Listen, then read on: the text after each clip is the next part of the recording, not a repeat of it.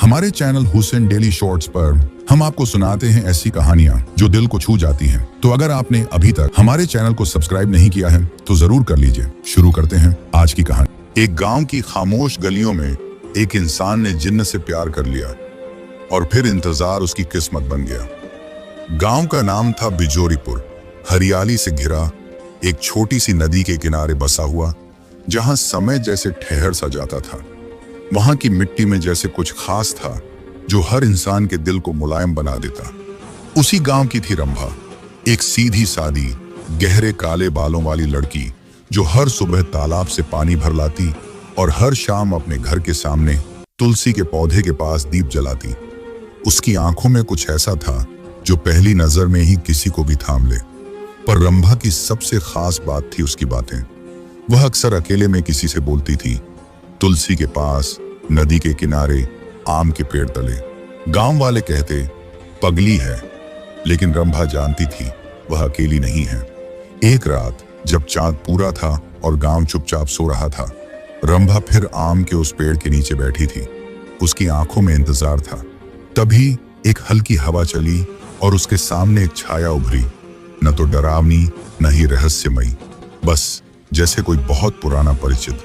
वो था इरफान, एक जिन्न जो सदियों से इस धरती पर भटका पर इंसानों से दूर रहा। वो रंभा की पुकार सुनता था, उसकी बातों में खो जाता था। वह उसे देखता रहा सालों से, बिना कहे बिना दिखे। पर उस रात कुछ बदल गया था। रंभा ने मुस्कुराकर कहा, आज तुम आए, मुझे पता था तुम हो। इरफान कुछ नहीं बोला, बस बैठ गया उसकी बगल में। चांद की चांदनी उन दोनों पर बिछ गई, जैसे आसमान भी उस मिलन को आशीर्वाद दे रहा हो। रंभा बोली, तुम डरते क्यों हो इंसानों से? इरफान ने धीरे से कहा, क्योंकि मैंने कभी किसी को नहीं चाहा, और जब चाहा तो डर लगने लगा कि खो दूंगा। रंभा ने उसकी ओर देखा और कहा, तुम चाहो तो मैं नहीं जाऊंगी।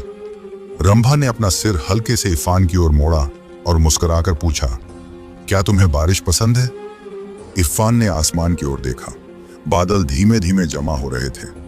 बरसात में मुझे इंसानों की दुनिया और भी हरी लगती है, लेकिन मैं भीग नहीं सकता, मुझे महसूस नहीं होता, उसने कहा, और उसकी आवाज में एक पुराना दुख छुपा था। रंभा उठी, अपने आंचल को समेटती हुई बोली, तब चलो, आज तुम्हें पहली बार भीगने की कोशिश करवाई जाए। वो मुस्कुराया नहीं, पर उसकी आंखों में कुछ हिला। रंभा उसे लेकर उस पुराने कुएं तक गई जहां बरसात का पानी सबसे पहले गिरता था, और जैसे ही पहली बूंदें जमीन को छूमी, रंभा ने दोनों हाथ फैला दिए। देखो, उसने कहा, बारिश की कोई जात नहीं होती, कोई शरीर नहीं होता, फिर भी ये हमें छूती है, शायद तुम्हें भी छू जाए।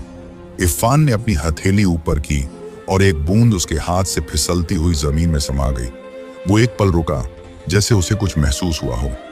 तुम्हारे पास होने से शायद अब सब कुछ थोड़ा सच लगता है, उसने धीरे से कहा। रंभा ने उसकी ओर देखा। उसने इरफान को कभी किसी डर के साथ नहीं देखा था, न जिन्न की तरह, न परछाई की तरह, सिर्फ एक दोस्त की तरह जो हर रोज उससे मिलने आता है, बिना किसी शर्त। गांव की औरतें अब भी कहती थी, रंभा कुछ गड़बड़ है, वो अकेले में मुस्कुराती है, बातें करती है, लेकिन रंभा परवाह नहीं करती थी। उसने एक दिन इरफान से कहा, जब लोग दिल से नहीं देख सकते तब उन्हें आंखें धोखा देती हैं। इरफान ने सिर झुकाकर हामी भरी। उसी शाम रंभा ने अपने पुराने दुपट्टे से एक छोटा सा नीला धागा निकाला और इरफान की कलाई पर बांध दिया। ये बंधन नहीं है, बस याद है कि तुम अब अकेले नहीं हो। अगली सुबह गांव में एक हल्की खलबली थी। तुलसी चौक के पास की बुजुर्ग महिलाएं जो हर सुबह पूजा से पहले दुनिया की खबरें बांटती थीं, आज कुछ ज्यादा ही फुसफुसा रही थी। रंभा बहुत बदल गई है, एक बोली। हाँ, और देखो तो उसकी आंखों में कुछ चमक सी है, लेकिन किसके लिए? दूसरी ने सवाल उठाया। रंभा की माँ धनवंती चुपचाप चौक से गुजर रही थी। उसके चेहरे पर चिंता की हल्की लकीरें थीं, पर वह जानती थी उसकी बेटी कोई सामान्य लड़की नहीं है। रंभा की बातें अक्सर उसे बचपन से ही चौंकाती थीं, जैसे वो किसी ऐसे से बातें करती हो जो दिखाई नहीं देता पर दिल में बसा हो। शाम को जब खेतों से लौटते किसान गेहूं के ढेर लेकर आ रहे थे, रंभा आम के उसी पुराने पेड़ के नीचे बैठी इरफान का इंतजार कर रही थी। इरफान आया। अब कुछ बदल चुका था उसमें। वह और स्पष्ट दिखता था, जैसे कोई सपना जो धीरे धीरे हकीकत बनता जा रहा हो। आज गांव में तुम्हारे बारे में बातें हो रही थीं, रंभा ने कहा, पत्थर पर बैठते हुए। इरफान शांत था। तुम डरते हो? उसने पूछा। इरफान ने कुछ पल सोचा, फिर बोला, पहले डरता था कि अगर मुझे देख लिया गया तो मैं खत्म हो जाऊंगा। अब डरता हूं कि अगर तुझसे बिछड़ गया तो मैं कुछ भी नहीं रह जाऊंगा। रंभा ने उसकी ओर देखा और कहा, तुम जिन्न हो पर डरते इंसानों जैसे हो, और मैं इंसान हूं पर भरोसा करती तुम्हारी तरह। शायद हम दोनों कुछ अधूरे हैं, इसलिए साथ पूरे लगते हैं। उसी रात धनवंती ने रंभा से पूछा, किससे बातें करती है तू बेटी? रंभा ने मुस्कुराकर जवाब दिया, जिसे कोई नहीं देख सकता वही तो सबसे ज्यादा अपना होता है माँ। गांव की गलियां अब रंभा को पहले की तरह चुपचाप नहीं गुजरने देती थी। कोई उसकी पीठ पीछे खमखारता, कोई नजरें फेर लेता, और कुछ औरतें तो साफ कहने लगी थीं, तुम जिन्न हो पर डरते इंसानों जैसे हो, और मैं इंसान हूं पर भरोसा करती तुम्हारी तरह। शायद हम दोनों कुछ अधूरे हैं, इसलिए साथ पूरे लगते हैं। उसी रात धनवंती ने रंभा से पूछा, किससे बातें करती है तू बेटी? रंभा ने मुस्कुराकर जवाब दिया, जिसे कोई नहीं देख सकता वही तो सबसे ज्यादा अपना होता है माँ। गांव की गलियां अब रंभा को पहले की तरह चुपचाप नहीं गुजरने देती थी। कोई उसकी पीठ पीछे खंखारता, कोई नजरें फेर लेता, और कुछ औरतें तो साफ कहने लगी थीं, रंभा, मैं चाहता हूं कि तुम्हें कोई कष्ट ना हो। अगर मेरी वजह से गांव तुम्हें अलग करने लगे तो मैं दूर चला जाऊं। रंभा ने गहरी सांस ली और मिट्टी से खेलते हुए कहा, कष्ट तो तब होगा जब तुम चले जाओगे। दुनिया से लड़ सकती हूं पर तुमसे जुदा नहीं। इरफान पहली बार चुप नहीं रहा। उसने रंभा का चेहरा देखा। धीरे धीरे वो चीज जो उसके लिए कभी नामुमकिन थी अब संभव सी लगने लगी थी, मानव भावनाएं। उसी रात धनवंती ने देखा कि रंभा आंगन में अकेली नहीं थी। वहां हवा कुछ और थी, जैसे कोई और भी वहां मौजूद हो। उसने कुछ नहीं कहा, बस धीरे से तुलसी के पास एक दिया रखा और आंखें मूंद ली। माओ का दिल सब जानता है पर सब कह नहीं पाता। अगले दिन गांव का प्रधान भैरों सिंह अचानक रंभा के घर पहुंचा। तुम आम के पेड़ के नीचे रोज क्या करती हो रंभा? उसने सीधा सवाल किया। रंभा ने बिना झिझक कहा, किसी से मिलती हूं जो मुझे पूरा करता है। वो कोई है भी या बस तुम्हारी कल्पना है? रंभा ने पहली बार किसी गांव वाले की आंखों में आंख डालकर जवाब दिया, कल्पना भी कभी कभी हकीकत से ज्यादा सच्ची होती है। भैरों सिंह चुप हो गया। उस दिन के बाद गांव वालों की नजरें और तीखी हो गईं और विस्पर्स अब धीरे नहीं खुलकर होने लगे। इसी बीच रंभा ने एक निर्णय लिया, इरफान, मैं तुम्हें सिर्फ पेड़ की छाया में नहीं चाहती, मैं चाहती हूं कि एक दिन तुम मेरे आंगन में आओ, खुले में, जैसे बाकी लोग आते हैं। इरफान की आंखों में पहली बार डर और उम्मीद एक साथ उभरे। तब मुझे एक सीमा लांघनी होगी, उसने कहा। रंभा ने हाथ थामते हुए कहा, तो लांघ हो, लेकिन मेरे साथ। बिजोरीपुर में हर साल एक दिन होता था जब गांव वाले बड़े पीपल के पेड़ के नीचे धूनी जलाते थे। एक पुराना रिवाज जहां लोग अपने डर, बीमारी और बुरे साए जलती अग्नि में छोड़ आते थे। इस बार धूनी का आयोजन बड़ा था। आसपास के गांवों से भी लोग आने वाले थे। और उसी दिन रंभा की मां धनवंती ने पहली बार बेटी से कहा, कल गांव की धूनी है, सब आएंगे और तुम भी चलना। रंभा ने धीमे से इरफान की ओर देखा, जो छत की परछाई से टिका सब सुन रहा था। रंभा बोली, मैं जाऊंगी मां, लेकिन अकेली नहीं। धनवंती ने कुछ पल बेटी की आंखों में देखा, फिर चुपचाप वापस अंदर चली गई। अगली सुबह गांव की चौपाल सजी हुई थी। धूप, धुआं और मंत्रों की गूंज के बीच गांव के लोग अपने डर, अपने संदेह अग्नि में समर्पित कर रहे थे।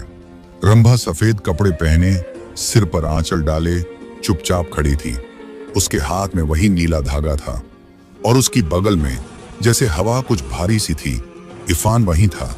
लेकिन अब वो सिर्फ रंभा को ही नहीं, कुछ और आंखों को भी महसूस हो रहा था। गांव की एक बूढ़ी औरत ने बड़बड़ाते हुए कहा, ये धुआं कुछ अलग है, जैसे कोई और साया हो यहाँ। और तभी धूनी की लपट एक पल के लिए तेज हुई और धुएं से एक झलक सी उभरी। इरफान की आकृति धुंधली लेकिन असंभव नहीं। लोगों ने देखा पर यकीन नहीं किया।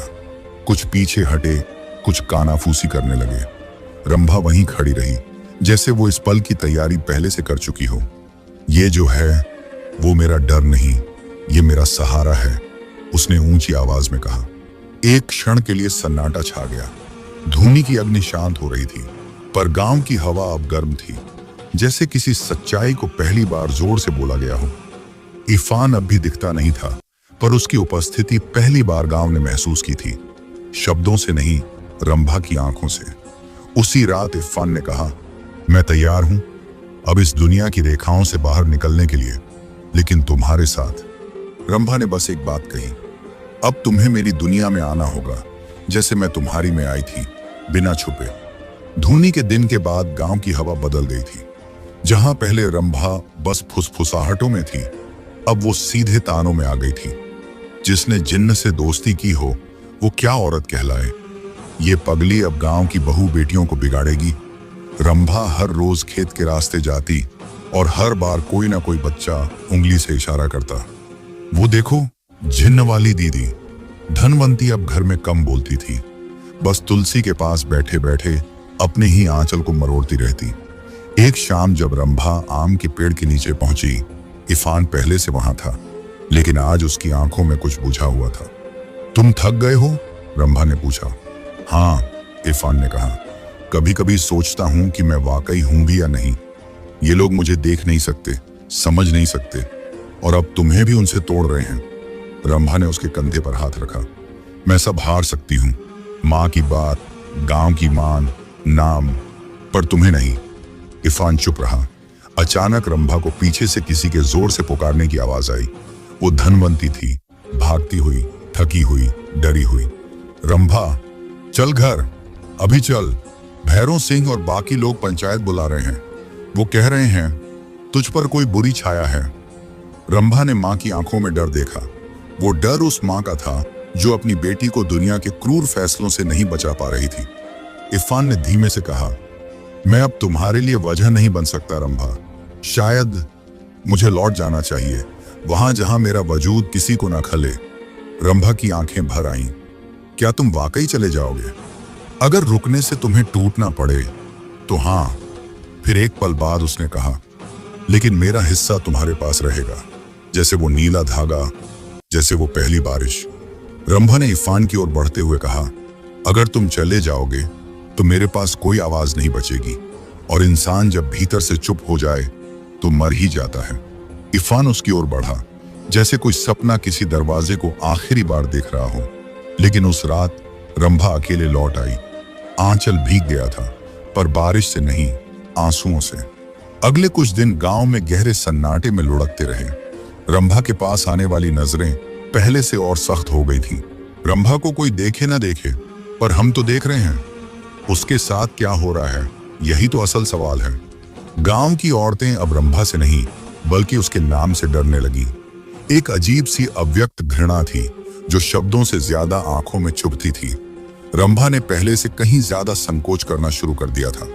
अब वो ज्यादा देर घर से बाहर नहीं जाती थी। हर बार जब वो आम के पेड़ के नीचे जाती, ये एहसास और गहरा हो जाता कि इरफान बस वहां था, लेकिन कहीं नहीं था, जैसे कोई ख्वाब जो बहुत दूर जा चुका हो। एक दिन रंभा फिर वहां बैठी थी, अपनी यादों में खोई हुई। उसके मन में बवंडर था, इरफान के साथ बीते पल, उसकी आंखों का गहरा बोझ, उसका विश्वास और वह मौन जो हमेशा उसके साथ था। लेकिन वो फिर भी ना आया। रंभा को लगा जैसे कोई एक भारी चट्टान उस पर गिर रही हो, वो चट्टान जो उसके दिल पर और भी गहरी हो जाती थी। इस चुप में वो जानती थी कि अगर इरफान लौट कर आता तो क्या कुछ बदलता, लेकिन क्या वो सही था? क्या रंभा भी सही थी? गांव के लोग अब एक और फुसफुसाहट कर रहे थे, रंभा को और ज्यादा सख्ती से देख रहे थे, और अब उसकी माँ भी चुप हो गई थी। क्या उसे अपनी बेटी को इस दुनिया से बचाने का कोई तरीका नहीं दिखता था? क्या कोई रास्ता था जहां रंभा और इरफान दोनों को आराम मिल सकता था? इरफान की यादें अब रंभा के दिल में सर्द हवा की तरह समा गई थीं। उसने खुद को तसल्ली देने की कोशिश की कि शायद सब कुछ ठीक होगा, लेकिन उसका दिल जानता था कि ये खामोशी, ये दूरियां वो पहले जैसे नहीं होंगे। अचानक रंभा के दिमाग में एक ख्याल आया, क्या ये सब एक भ्रम था? क्या इरफान कभी वाकई था या सिर्फ एक सपना था जिसे उसने अपनी जिंदगी में बसा लिया? वह उठी और अपने कमरे में चली गई। एक पल के लिए उसने सोचा कि अगर इरफान फिर कभी लौटता है तो क्या वो उसका स्वागत करेगी या क्या वह उसे छोड़ देगी। लेकिन उसके दिल की गहरी खामोशी में इस सवाल का कोई जवाब नहीं था। और फिर एक रात जब रंभा अपने घर की छत पर खड़ी थी, उसने फिर उसी जगह पर देखा। वहां पेड़ के नीचे इरफान खड़ा था, लेकिन इस बार वह उसे बिल्कुल नहीं दिखा। उसने उसकी मौजूदगी महसूस की, सिर्फ हवा और खामोशी थी और कुछ नहीं। उसकी यादें और गहरी हो गईं। शायद कभी वो लौटेगा, लेकिन क्या रंभा तब तक उसे पहचान पाएगी? सारे रास्ते फिर एक बार मुंह मोड़ने लगे थे। गांव, रंभा की जिंदगी और वो जो इरफान था, अब सब कुछ एक लंबे और गहरे अंतराल में खो गया था। रंभा अब हर दिन उसी पुराने रास्ते से गुजरती, उसी पेड़ के नीचे बैठने की आदत अब भी नहीं गई थी। लेकिन अब वहां वो गर्मी नहीं थी जो पहले थी। हर शाम उसे एहसास होता जैसे कोई उसके आसपास हो, फिर भी दूर, बहुत दूर। इरफान जो कभी उसकी आंखों के सामने था, अब बस एक धुंधली याद बनकर रह गया था। गांव की गलियों में अब रंभा को घूरने वाली आंखें और भी तीखी हो गई थीं। लोग बिना कहे, बिना किसी शोर शराबे के उसे अलग थलग करने लगे थे। बच्चों के जोड़े अब जब भी उसकी ओर बढ़ते, उनका कदम रुक जाता। छोटे लड़के चिढ़ाते हुए कहते, झिन्न वाली दीदी, और वे दूर भाग जाते। रंभा ने कभी भी इसका विरोध नहीं किया। उसकी आंखें बस पहले जैसी शांत थीं, लेकिन भीतर कुछ टूटने लगा था। यह कोई डर नहीं था, बल्कि वो खालीपन था जो धीरे धीरे उसे घेर रहा था। उसके घर की खिड़की से जब भी वह बाहर देखती, उसे इरफान की यादें आती। उस दिन की धुंधली रातें जब उसने इरफान से पहली बार वादा किया था कि वे कभी अलग नहीं होंगे। लेकिन आज वह अकेली थी और किसी ने उसे नहीं पूछा कि वो कितनी अकेली थी। धनवंती अब भी शांत थी। उसका चेहरा पहले की तरह हंसता नहीं था। वह रंभा की उदासी को महसूस कर रही थी, लेकिन वह किसी भी बात को सामने लाकर अपनी बेटी का दर्द और बढ़ाना नहीं चाहती थी। एक माँ का दिल जानता है, लेकिन कभी कभी वो अपनी बेटी के दर्द को सहन करते हुए चुप रहता है। रंभा की आंखों में अब कभी कभी वही चमक भी नहीं होती थी। वह दिन प्रतिदिन उम्मीद खोने लगी थी और धीरे धीरे समझने लगी कि शायद इरफान उसे कभी वापस नहीं मिलेगा। क्या कोई रिश्ता वाकई इतना मजबूत हो सकता है कि वह समय और दूरी के बावजूद फिर से जीवित हो सके? एक दिन जब वह फिर उस पेड़ के नीचे बैठी थी, उसने खुद से पूछा, क्या इरफान अब भी मुझे याद करता है? क्या वो भी यही महसूस कर रहा है जैसे मैं महसूस कर रही हूं? लेकिन जवाब कभी नहीं आया। सिर्फ हवा का झोंका था जो उसके चेहरे से होकर गुजर गया और फिर से चुप्पी छा गई। वह याद करती जब इरफान ने कहा था, मैं तुम्हें कभी अकेला नहीं छोड़ूंगा। लेकिन उस वादे के बाद उसका होना और फिर अचानक गायब हो जाना रंभा के दिल में सवाल छोड़ गया। क्या इरफान सच में उसके साथ था या यह सब सिर्फ एक सपना था जो खत्म हो गया? और फिर वह दिन आया जब रंभा ने एक आखिरी बार अपनी आंखें बंद करके इरफान का नाम पुकारा। उसके अंदर एक और सवाल था, क्या तुम लौटोगे इरफान? लेकिन किसी ने कोई जवाब नहीं दिया। उसकी पुकार सिर्फ हवा में गुम हो गई। गांव में अब रंभा का नाम ज्यादा सुना नहीं जाता था। लोग उसे नजरअंदाज करते और वो खुद भी अपने भीतर खोई रहती। रंभा अब उस पेड़ के नीचे नहीं जाती थी। उसके लिए वो जगह अब सिर्फ एक ख्वाब सा बन गई थी, एक अधूरी कहानी जिसे वो खुद ही जीने लगी थी। दिन बीतते गए, लेकिन इरफान की यादें अब भी उसकी धड़कनों में थीं। हर रात जब वो अपनी खिड़की से बाहर देखती, चांद की हल्की रोशनी उसे उसकी अकेलापन की गहराई से और भी जोड़ देती। क्या कभी वह खुद को इरफान के बिना स्वीकार कर पाएगी? क्या कभी वो अपने अंदर उस खालीपन को भर पाएगी जो इरफान की अनुपस्थिति ने छोड़ा था? वह अब हर रात तकिए में मुंह छुपाकर रोने लगी थी। कभी सोचती कि अगर इरफान लौट आता तो क्या उसकी आंखों में वही प्यार और उम्मीद होती जो पहले थी, या फिर वो कुछ बदल चुका होता, कुछ ऐसा जिसे रंभा पहचान न पाती।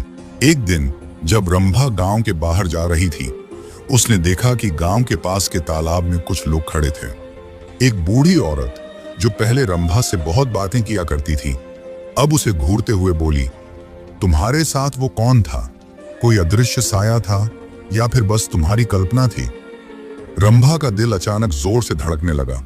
उसे लगा जैसे किसी ने उसके दिल का सबसे गहरा राज जान लिया हो। उसने सिर झुका लिया और बस चुपचाप चली गई।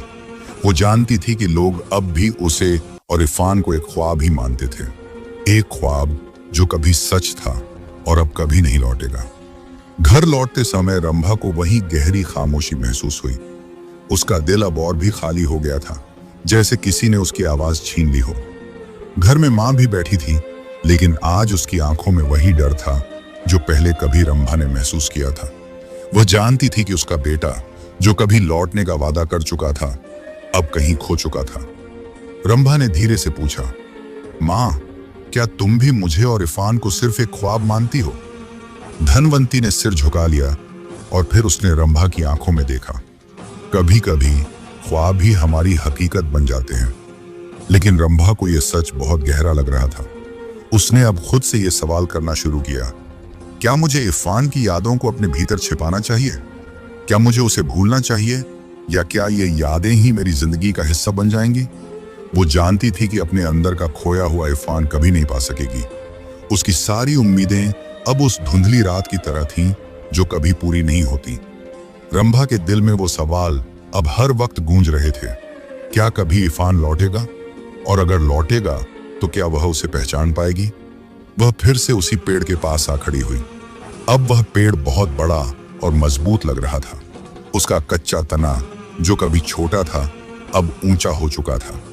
रंभा ने आंखें बंद की और इरफान का नाम लिया, धीरे से, जैसे वह उसे फिर से महसूस कर सकी हो। पर फिर हवा के एक हल्के झोंके ने उसे जगा दिया। वह महसूस कर रही थी कि इरफान अब कभी उसे नहीं लौटाएगा। यह खामोशी, यह अकेलापन, बस यही उसका सच था। समय की धारा जैसे धीरे धीरे अपनी गति खो रही थी और रंभा अब उस गांव की एक खोई हुई कहानी बन चुकी थी। लोग उसे और इरफान की यादों को एक बेतुके ख्वाब की तरह याद करते थे। रंभा अब बहुत बदल चुकी थी। उसका चेहरा पहले से ज्यादा शांत हो गया था और उसकी आंखों में जो चमक कभी इरफान की यादों से आती थी, अब वो फीकी पड़ चुकी थी।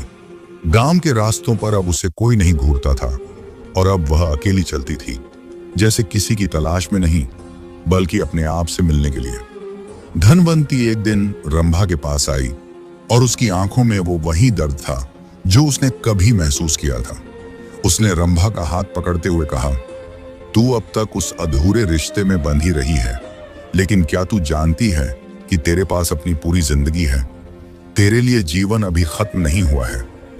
रंभा ने चुपचाप मां की ओर देखा और फिर कुछ पल के लिए उसने अपनी आंखें बंद कर ली। वह जानती थी कि इरफान उसके जीवन का हिस्सा बन चुका था, लेकिन वो अब उसे और अपनी यादों को छोड़ने के लिए तैयार थी। मां, रंभा ने कहा, मुझे अब लगता है कि मैं उसे सच्चे दिल से अलविदा कह सकती हूँ। धनवंती की आंखों में आंसू थे, लेकिन उसने मुस्कुराकर रंभा का हाथ थामा। तू पहले से ही बहुत बड़ी हो गई है बेटी। एक दिन रंभा गांव के बाहर तालाब के किनारे खड़ी थी। वहां वह अपनी पुरानी यादों से जूझ रही थी। ये वही जगह थी जहां इरफान के साथ वह कभी बैठी थी, उसके बिना अकेले। उसने अपनी आंखों में इरफान की यादों को देखा और धीरे से कहा, अब मुझे तुमसे विदाई लेनी होगी। इरफान, तुम्हारी यादें अब मेरे दिल में हमेशा रहेंगी, लेकिन मैं उन्हें सिर्फ याद के रूप में संभालूंगी।